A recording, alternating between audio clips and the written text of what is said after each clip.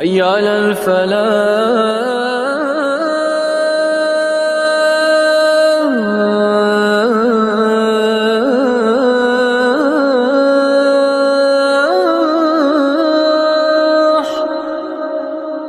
إن الحمد لله نحمده ونستعينه ونستغفره ونؤمن به ونتوكل عليه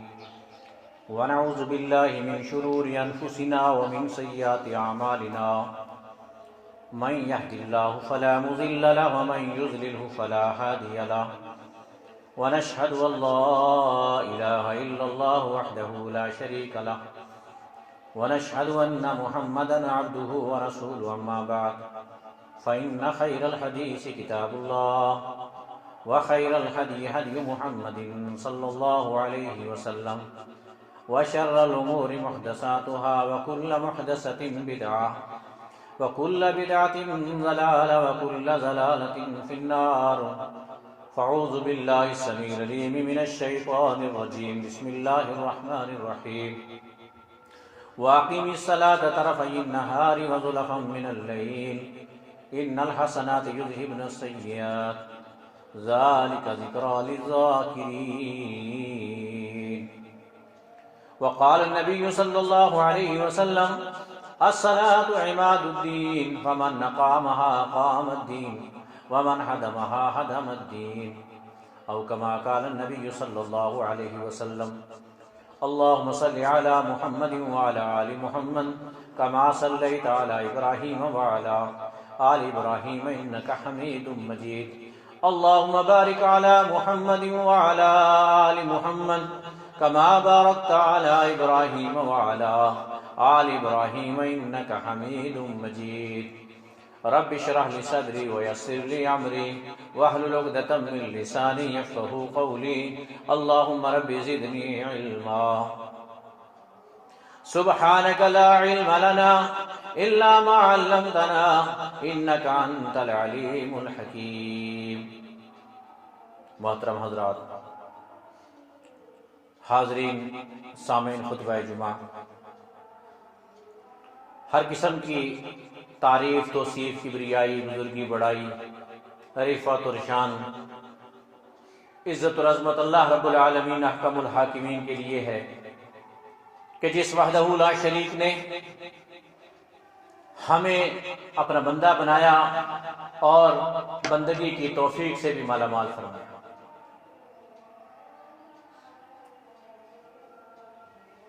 اللہ تعالیٰ کی اس مخلوقات میں جتنی بھی چیزیں ہیں یہ سب اللہ کی حمد، اللہ کی ثنا اور اس کی شان کو بیان کرتی ہیں، اور اس کی اس تسبیح کو، اس کی اس عظمت کو، اس کی اس شان کو قرآن مجید میں مختلف مقامات پر بیان فرمایا. اور بعض جگہ اس مخلوقات کی تسبیح کو بھی صلات سے تعبیر کیا گیا، یعنی گویا یہ بھی ان کی ایک طرح کی نماز ہے کہ جس میں اللہ تعالیٰ نے اپنی ساری مخلوقات کو لگایا ہے. حضرات گرامی، میں نے آپ کے سامنے خطبہ جمعہ میں جو آیات کریمہ تلاوت کی، اس میں اللہ تعالیٰ نے نماز کی پابندی اور نماز کی اہمیت کا ذکر کیا. نماز ایک ایسا عمل ہے کہ جب انسان کلمہ پڑھتا ہے، اللہ تعالیٰ کی توحید کو مانتا ہے، تو عملی طور پر اس سے جو اظہار ہوتا ہے، اس کا شعور اور اس کا احساس جب عقیدہ توحید کو قبول کرتا ہے اور اس کے بعد اس کا اظہار عمل کے ذریعے سے جب آتا ہے، تو اس کے اوپر نماز فرض کی گئی ہے کہ نماز کے ذریعے سے گویا اس کا پہلا شعوری احساس بیدار ہوتا ہے اور عمل کا ظہور ہوتا ہے، کہ جس سے اس بات کی علامت معلوم ہوتی ہے اور اس بات کی حقانیت واضح ہوتی ہے کہ واقعتاً یہ آدمی مومن اور مسلمان ہے. نبی کریم جناب محمد رسول اللہ صلی اللہ علیہ وسلم نے ارشاد فرمایا لِكُلِّ شَيْءٍ عَلَمٌ وَعَلَمُ الْإِيمَانِ الصَّلَاةُ، ہر چیز کی ایک نشانی ہوتی ہے ہر چیز کی ایک نشانی ہوتی ہے کہ جس کو دیکھ کر یہ معلوم ہو جاتا ہے کہ یہ چیز کیا ہے اور کہاں سے ہے، اس کی حقیقت کیا ہے، اس کی ماہیت کیا ہے۔ ایک ملک کے جھنڈے کو دیکھ کر آپ بتا سکتے ہیں یہ فلاں ملک کا جھنڈا ہے۔ ایک انسان کی وردی کو دیکھ کر، اس کے ڈریس کو دیکھ کر آپ بتا سکتے ہیں یہ فلاں محکمے کا آدمی ہے۔ ایک بچے کے اسکول کی وردی دیکھ کر آپ اس کے اسکول کا نام بتا سکتے ہیں۔ آپ ایک ملک کے جھنڈے کو دیکھ کر اس ملک کے بارے میں بتا سکتے ہیں۔ تو ہر چیز کی ایک علامت ہوتی ہے، ایک پہچان ہوتی ہے، ایک نشانی ہوتی ہے۔ آپ صلی اللہ علیہ وسلم نے ارشاد فرمایا کہ ایسے ہی ایمان کی نشانی، ایک مومن کی نشانی، کیا واقعتاً وہ انسان مومن ہے، واقعتاً وہ آدمی اپنے اسلام کے دعوے میں سچا ہے، اس کے ایمان کی نشانی یہ نماز ہے۔ وَعَلَمُ الْإِيمَانِ الصَّلَاةُ، ایمان کی نشانی نماز ہے۔ اگر آدمی نماز کی پابندی کرتا ہے، نماز پڑھتا ہے اور نماز کی محافظت کرتا ہے تو یہ اس کے ایمان کی علامت اور اس کے ایمان کی نشانی ہے۔ ایک اور حدیث میں رسول اکرم صلی اللہ علیہ وسلم نے ارشاد فرمایا کہ جس آدمی کا تعلق مسجد کے ساتھ دیکھو اس کے ایمان کی گواہی دو کہ یہ آدمی اپنے ایمان میں سچا ہے، اس لیے کہ مسجد یہ نماز کے اقام گاہیں ہیں، نماز کے قائم کرنے کی جگہ ہیں۔ مسجد یہ علامت ہے نماز کے قیام کی۔ اگر کوئی شخص مسجد سے تعلق رکھتا ہے، زیادہ سے زیادہ مسجد میں آتا ہے، اسی وجہ سے حدیث کے اندر آتا ہے اللہ تعالیٰ قیامت کے دن ان لوگوں کو اپنے خصوصی سایہ نصیب کرے گا میدان محشر میں جہاں کوئی سایہ نہیں ہوگا، لا ظل الا ظلہ، وہاں کوئی سایہ نہیں ہوگا، اور سورج ایک میل کے فاصلے کے اوپر ہوگا، اور لوگ اس شدید گرمی میں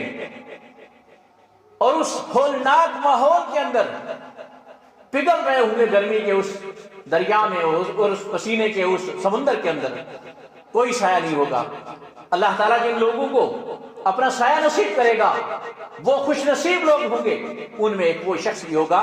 کہ رجل قلبہ معلق بالمسجد، وہ انسان کے جس کا دل مسجد کے ساتھ لگا ہوا ہے، وہ شخص کے جس کا دل مسجد کے ساتھ لگا ہوا ہے، یعنی اس کا اٹھنا بیٹھنا، اس کا آنا جانا، کثرت سے نماز کے لیے مسجد کی حاضری، مسجد کا رخ کرنا، اس کے قدم مسجد کے لیے اٹھنا، یہ اس بات کی علامت ہے کہ وہ آدمی نماز کا پابند تھا، نماز کی پابندی کرنے والا تھا، نماز پڑھنے والا تھا۔ اس عمل کی وجہ سے اللہ تعالیٰ اس کو اپنا سایہ نصیب فرمائے گا۔ میرے بھائیوں اور بزرگوں، یہ نماز، یہ اسلام کی سب سے بنیادی رکن ہے نماز، اسلام کا سب سے بنیادی رکن ہے نماز۔ اللہ کے نبی جناب محمد رسول اللہ صلی اللہ علیہ وسلم نے ارشاد فرمایا الصلاۃ عماد الدین، نماز دین کا بنیادی ستون ہے، بنیادی ستون ہے۔ فمن اقامها اقام الدین، جس نے اسے قائم کیا اسی شخص نے دین کو قائم کیا۔ بنیادی ستون کا مطلب یہ ہوتا ہے کہ وہ پلر جو سینٹر پلر ہو کسی عمارت کا، وہ ستون کے جس پر پوری عمارت کھڑی ہو، اگر اس ستون کو ہٹا دیا جائے وہ عمارت گر جائے، اس پلر کو ہٹا دیا جائے تو وہ عمارت باقی نہ رہ سکے۔ یعنی اتنی اہمیت ہے اس پلر کی، اس ستون کی، اس پوری عمارت کے اندر۔ فرمایا یہی علامت ایمان میں، دین میں، اسلام میں نماز کو یہی اہمیت حاصل ہے کہ اگر کوئی آدمی نماز نہیں پڑھتا تو گویا اس نے دین کو منہدم کر دیا، اس کے دین کی عمارت ختم ہوگی، اس کے دین کی عمارت گر گئی، اس کے دین کا، اس کے اسلام کا کوئی اعتبار باقی نہ رہا اگر اس میں نماز باقی نہیں ہے، اگر اس میں نماز نہیں۔ آپ اندازہ کریں آج ہماری سستی کا کیا عالم ہے، ہماری غفلت کا، ہماری لاپرواہی کا، ہمارے اس مادی دور کے اندر، اس موجودہ زمانے کے اندر، ہمارے اس کلچر اور تہذیب کے اندر۔ میرے بھائی اور بزرگوں، ہم اللہ تعالیٰ کی عبادت اور اس عظیم فریضے کے قیام میں کہاں کھڑے ہیں، اور اس بات میں ہماری کتنی بڑی سستی اور لاپرواہی ہے۔ ہم اپنی مرضی سے نمازیں پڑھتے ہیں، جب ہمیں موقع مل جائے، جب ہمیں ٹائم مل جائے ہم پڑھتے ہیں، اور جب ٹائم نہ ملے یا چھوٹی موٹے عذر یا بہانے یا لاپرواہی یا اپنی دوسری مادی ضروریات کی ترجیح وہ ہمارے پیش نظر ہوتی ہے اور ہم نمازوں کو ضائع کر دیتے ہیں اور نمازوں کو چھوڑ دیتے ہیں۔ حالانکہ نماز ایک ایسا عمل ہے کہ جس کے لیے سب سے پہلے شریعت اسلام نے سب سے پہلے اس کی تاکید کا حکم دیا ہے۔ نبی کریم جناب محمد رسول اللہ صلی اللہ علیہ وسلم فرمایا مروا اولادکم بالصلاۃ وهم ابناء 7 سنین، اپنے بچوں کو نماز کا حکم دو اس حال میں کہ وہ 7 سال کے ہوتے ہیں۔ واضربوهم علیہا وهم ابناء 10 سنین، اور پھر ان کو 10 سال کی عمر میں اگر وہ نماز نہیں پڑھتے تو انہیں مارو، سختی کرو ان کے اوپر۔ 10 سال کی عمر میں اگر وہ نماز نہیں پڑھتے، آپ اندازہ لگائیں کوئی حکم اسلام کا، کوئی حکم شریعت کا اتنا جلدی اس کے لیے تاکید نہیں کی گئی، اس کے لیے تاکید نہیں کی گئی۔ بچپن سے یہ نماز کا ایک ایسا عمل ہے۔ 7 سال کی عمر کیا عمر ہوتی ہے؟ 7 سال کی عمر سے بچوں کو نماز کیا حکم دو، نماز کی عادت ڈالو۔ آپ مسجد جا رہے ہیں تو ان کو مسجد لے کے جائیں، آپ گھر پہ نماز پڑھ رہے ہیں تو گھر میں بچوں کو بھی ساتھ نماز پڑھنے کا حکم دو، نماز کا سبق سکھاؤ، نماز کی تعلیم دو، نماز کا حکم دو، اور آہستہ آہستہ تاکہ وہ نماز کی عادی بنے۔ اور 10 سال کی عمر میں اگر نماز نہیں پڑھتے تو پھر نماز پر سختی کرو، انہیں ڈانٹ ڈپٹ کرو، ان کے ساتھ سختی کر سکتے ہیں 10 سال کی عمر میں۔ آپ اندازہ لگائیں 10 سال کی عمر کیا ہوتی ہے۔ لیکن آج ہمارا بچہ نوجوان ہے، ہمارا بچہ ملازم ہو گیا ہے، ہمارا بچہ پیسہ کما رہا ہے، وہ عاقل بالغ ہے، بشعور ہے، لیکن اس کو بھی انسانی اپنے والدین اس کو بھی نماز کے کہنے کے لیے تیار نہیں، اس کو بھی صبح بیدار کرنے کے لیے تیار نہیں، اس کو بھی نماز کی طرف متوجہ کرنے کے لیے تیار نہیں ہے۔ حالانکہ یہ حکم 7 سال سے شروع ہے اور 10 سال سے سختی کا حکم دیا گیا ہے۔ کوئی حکم اسلام کا ایسا نہیں ہے جو اس سٹیج سے شروع ہوتا ہے۔ دراصل اس کی وجہ یہی ہے کہ اسلام یہ چاہتا ہے کہ اس کے ماننے والے، اس پر عمل کرنے والے، ایک مومن اور مسلمان پوری زندگی نماز کا ایسا پابند ہو جائے کہ وہ 7 سال سے اگر نماز سیکھ جائے گا، 7 سال سے نماز کی عادت شروع کرے گا، 7 سال سے نماز کی طرف متوجہ ہو جائے گا اور 10 سال میں نماز کا پابند ہو جائے گا۔ آپ مجھے بتلاؤ کہ کیا ایسا انسان، ایسا شخص پھر زندگی میں کبھی نماز چھوڑ سکتا ہے؟ کہ وہ زندگی کے کسی موڑ پہ، خوشی میں، غمی میں، مشکلات میں، پریشانیوں میں، مسائل میں بے شمار زندگی کے اتار چڑھاؤ آئیں گے، لیکن وہ شخص کبھی نماز ترک نہیں کرے گا، اس لیے کہ نماز کی یہ عادت، اس لیے کہ نماز کا یہ فریضہ، اس لیے کہ نماز کی یہ تلقین اس کی گٹھی میں 7 سال سے اس کے والدین نے، اس کے گھر والوں نے ڈال دی، اور وہ اس وقت سے نماز کا پابند ہے، اور اس شروع کی زندگی کے بنیادی دنوں سے وہ نماز کا پابند ہے۔ وہ یہ پابندی اس کی تا حیات، تا زندگی دنیا کے اندر جب تک ہے وہ باقی رہے گی۔ اس لیے کہ یہ عمل یہ اس بات کا متقاضی ہے، نماز کا یہ عمل اس بات کا متقاضی ہے کہ یہ آج اور کل یا 4 دن یا 10 دن یا مہینہ یا 2 مہینہ اس کے بعد اس کو ترک کر دینا، یہ ایسا عمل اس کا متقاضی ہرگز نہیں ہے۔ ہمیں چاہیے کہ ہم اپنے بچوں کو نماز کا پابند بنائیں، ان کو نماز سکھائیں۔ حضرت بریدہ رضی اللہ تعالیٰ عنہ بیان فرماتے ہیں کہ رسول اللہ صلی اللہ علیہ وسلم فرمایا کہ ہمارے درمیان میں اور ان منافقین کے درمیان میں فرق کرنے والی چیز نماز ہے۔ ان کے درمیان اور ہمارے درمیان میں جو عہد ہے وہ نماز کا عہد ہے، یعنی یہ نماز کا ایک ایسا عہد ہے کہ اللہ تعالیٰ نے یہ عہد دیا ہے کہ جو آدمی نماز کی پابندی کرتا ہے تو وہ مامون سمجھا جاتا ہے، وہ مامون ہے، یعنی وہ امن میں ہے، اسے قتال نہیں کیا جائے گا، اسے جنگ نہیں کیا جائے گا۔ اسی لیے منافقین ہونے کے باوجود وہ لوگ اللہ اور اللہ کے رسول کا حقیقت میں انکار کرنے والے تھے، لیکن بظاہر میں مسلمان تھے اور نماز پڑھتے تھے، بظاہر میں مسلمان تھے اور نماز پڑھتے تھے۔ اس نماز کی وجہ سے وہ مامون قرار دیے گئے کہ ان کے ساتھ قتال نہیں کیا جائے گا، انہیں قتل نہیں کیا جائے گا، حالانکہ وہ اندر سے وہ کفر میں تھے، بلکہ کفر عام کفار سے زیادہ سخت ان کا کفر تھا، اللہ اور اللہ کے رسول کے مخالف تھے، اندر سے کافر تھے، باطن میں کافر تھے، لیکن ظاہر میں مسلمان اپنے آپ کو ظاہر کرتے تھے اور نماز پڑھتے تھے۔ تو فرمایا اس نماز پڑھنے کی وجہ سے ظاہری طور پر اللہ تعالیٰ نے یہ حکم دیا کہ آپ یہ امن میں رہیں گے، انہیں دنیا میں قتل نہیں کیا جائے گا۔ اس نماز کی وجہ سے آپ اندازہ لگائیں یہ نماز کی ایسی ڈھال ہے، یہ نماز ایسی ڈھال ہے کہ جو منافق کو بھی بظاہر معمون بنا دیتی ہے، اس کو قتل سے روک دیتی ہے دنیا کے اندر میرے بھائی اور بزرگوں۔ لیکن وہ شخص جو دلی طور پر نماز کا پابند ہے، جو سچا مومن ہے، سچا مسلمان ہے، دلی طور پر نماز کی پابندی کرنے والا ہے، آپ اندازہ لگائے کہ یہ اس کی نماز اس کو کہاں سے کہاں پہنچا دیتی ہے، یہ نماز اس کو کہاں سے کہاں پہنچا دیتی ہے۔ رسول اللہ صلی اللہ علیہ وسلم نے ارشاد فرمایا کہ جو آدمی نماز کے لیے تیاری کرتا ہے اور نماز کے لیے طہارت کا اہتمام کرتا ہے، اچھے طریقے سے اپنے ہاتھوں کو دھوتا ہے اور اس کے بعد کلی کرتا ہے، اس کے بعد چہرہ دھوتا ہے، یعنی نماز کے لیے وضو کرتا ہے، وہ اس وضو پر اللہ تبارک و تعالیٰ اس کے گناہوں کو معاف فرما دیتا ہے۔ فرمایا جیسے ہی کوئی آدمی اپنے ہاتھوں کو دھوتا ہے، اپنے منہ کی کلی کرتا ہے، اس لیے کہ یہ کلی وہ نماز کے لیے کر رہا ہے، وہ طہارت نماز کے لیے کر رہا ہے، یہ اتنا عظیم عمل ہے۔ صحیح مسلم کی حدیث میں آتا ہے کہ جب بندہ کلی کرتا ہے اللہ تعالیٰ اس کے منہ کے گناہوں کو صاف کر دیتا ہے۔ جب کوئی بندہ ناک میں پانی ڈال کے جھاڑتا ہے ناک کو وضو کرتے ہوئے، اللہ تعالیٰ اس کے ناک کے گناہوں کو صاف کر دیتا ہے۔ جب کوئی آدمی اپنے چہرے کو دھلتا ہے وضو کرتے ہوئے تو اللہ تعالیٰ اس کے چہرے کے گناہوں کو صاف فرما دیتا ہے، یہاں تک کہ وہ پانی جب آنکھوں سے ہو کر آنکھوں کے کناروں سے ہو کر واپس آتا ہے تو اللہ رب العالمین اس شخص کے آنکھوں سے ہونے والے گناہوں کو بھی معاف فرما دیتا ہے۔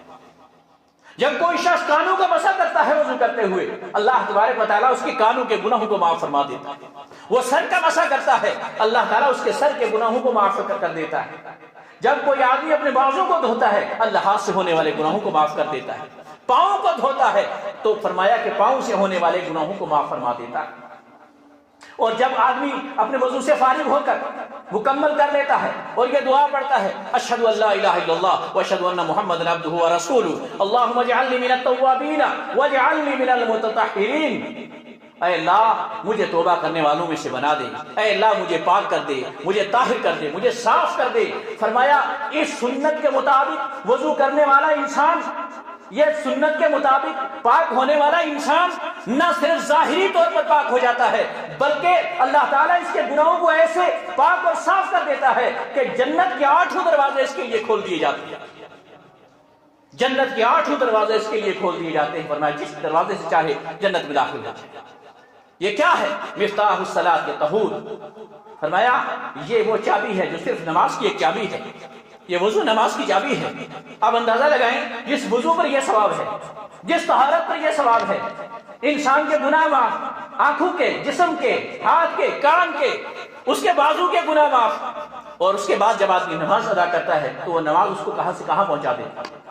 وہ نماز اس کے درجات کو کہاں بلند کرتی ہے۔ فرمایا ایک آدمی نماز کے لیے اپنے گھر سے نکلتا ہے اور وہ اپنا قدم زمین پر رکھتا ہے، اللہ کے ملائکہ کو حکم ہوتا ہے اس کے قدموں کو لکھنا شروع کر دیتا ہے، اس کے قدموں کو لکھنا شروع کر دیتے ہیں۔ فرمایا قدم قدم لکھا جاتا ہے، ہر قدم جو مسجد کی طرف آتا ہے، ہر قدم جو اللہ کے گھر کی طرف آتا ہے، فرمایا ہر قدم پر اس کی ایک نیکی لکھی جاتی ہے، ایک گناہ اس کا معاف کر دیتا ہے۔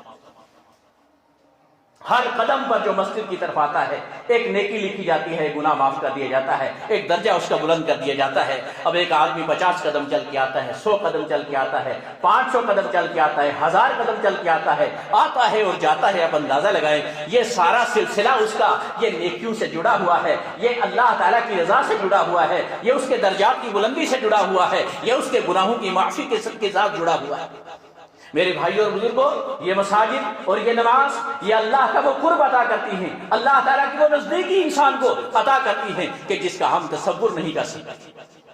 جس کا ہم احساس نہیں کر سکتے۔ اس لیے اپنے آپ کو نمازوں کی پابندی اور نمازوں کا پابند بنائیں، 5 وقت کی نماز پڑھے۔ رسول اکرم صلی اللہ علیہ وسلم نے صحابہ کرام سے فرمایا، آپ نے فرمایا اے لوگو، کیا تم میں سے اگر کوئی شخص اس کے گھر کے سامنے سے ایک نہر بہتی ہو اور وہ آدمی اس دن میں 5 مرتبہ اس نہر میں غسل کرے، کیا اس کے جسم پر کوئی میل کچیل باقی رہ سکتی ہے؟ صحابہ کرام نے عرض کیا کہ ہرگز نہیں یا رسول اللہ، کہ یہ آدمی 5 مرتبہ دن میں غسل کرے اس کے جسم پر کیا میل بچے گی؟ آپ نے فرمایا ایسے ہی وہ شخص جو دن میں 5 وقت کی نماز پڑھتا ہے، 5 ٹائم کی نماز پڑھتا ہے، اللہ تعالیٰ بھی اس کو گناہوں سے ایسے ہی پاک و صاف کر دیتا ہے، اس کے گناہ بھی بالکل پاک و صاف ہو جاتے ہیں، گناہ کو دھل دیا جاتا ہے۔ میرے بھائی اور بزرگوں، اس لیے یہ نمازیں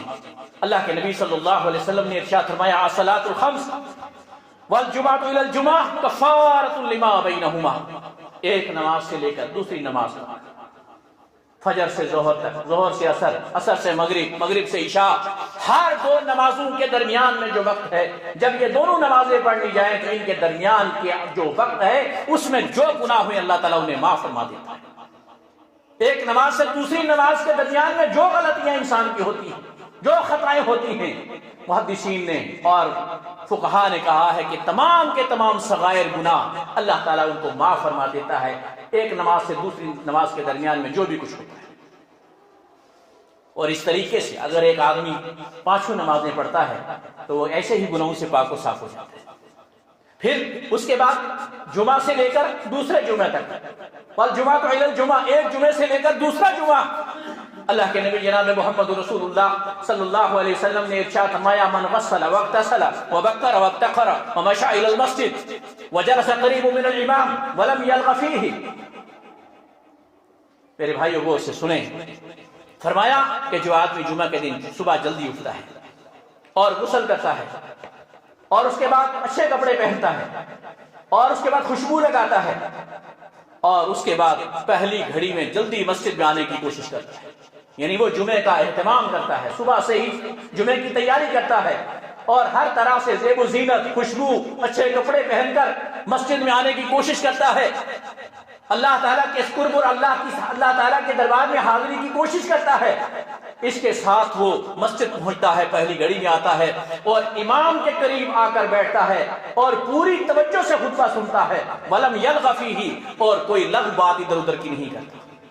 کوئی فالتو بات نہیں کرتا، کوئی ایسے ہی دنیاوی باتیں نہیں کرتا، بلکہ ثواب اور اجر کی نیت سے یہ سارا عمل کرتا ہے۔ جانتے ہیں اسے کیا ملے گا، اس کے لیے کیا ثواب ہے؟ فرمایا جب وہ نماز پڑھ کر فارغ ہوتا ہے، جمعے کی نماز سے فارغ ہوتا ہے، اللہ تعالیٰ اس بندے کے ایک جمعے سے لے کر دوسرے جمعے تک کے 7 دنوں کے گناہوں کو معاف فرما دیتا ہے۔ ایک جمعے سے لے کر دوسرے جمعے تک کے 7 دنوں کے گناہوں کو اللہ تعالیٰ معاف فرما دیتا ہے، اور ایک روایت میں آتا ہے مزید آنے والے اور 3 دن جو ہے جن میں ابھی اس نے گناہ نہیں کیے ہیں ان کے گناہوں کو بھی اللہ تعالیٰ معاف فرما دیتا ہے۔ یہ اجر اور یہ ثواب ہے، یہ میرے بھائی اور بزرگوں یہ فضیلتیں ہیں، یہ مقام ہیں، یہ شان ہے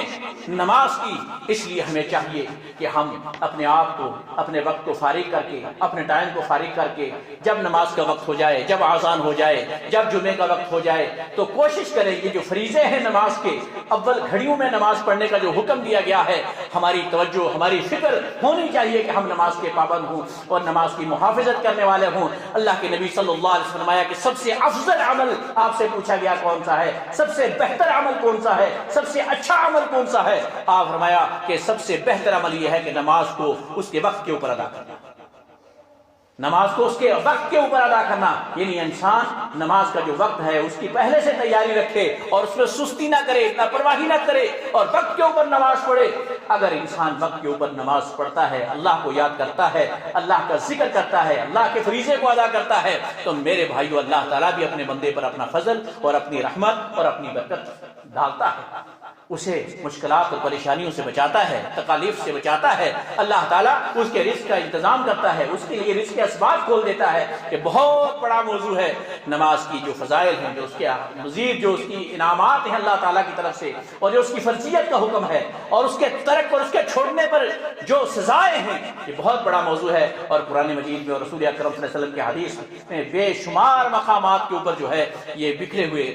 جو موتی ہیں۔ انشاءاللہ آئندہ جمعہ میں مزید جو ہے ان کے بارے میں آپ بیان کیا جائے گا۔ وقت ہو چکا ہے، اللہ تعالیٰ سے دعا ہے اللہ تعالیٰ ہم سب کو اعمال صالح کی توفیق عطا فرمائے، اللہ تعالیٰ ہمیں نمازوں کی محبت عطا فرمائے، اللہ تعالیٰ ہمیں ذوق اور شوق عطا فرمائے کہ ہم اپنے وقت کی پابندی کے ساتھ اللہ تعالیٰ کے فریضے کو ادا کر سکیں، اور جو سستی اور غفلت ہے اس سے سچی توبہ کر کے اور اللہ کی طرف رجوع کر کے اور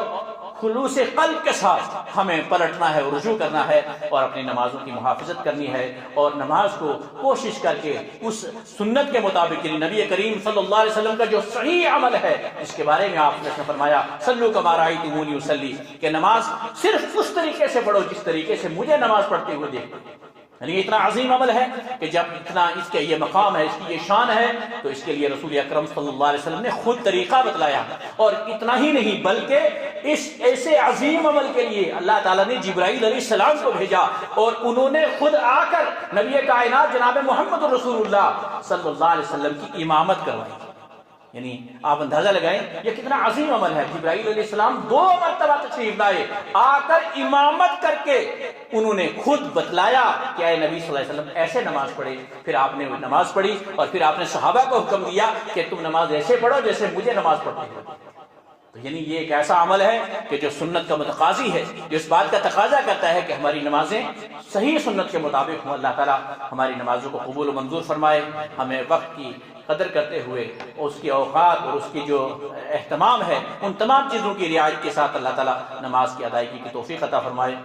ربنا تقبل منا انك انت السميع العليم وتب علينا انك انت التواب الرحيم واخر دعوانا الحمد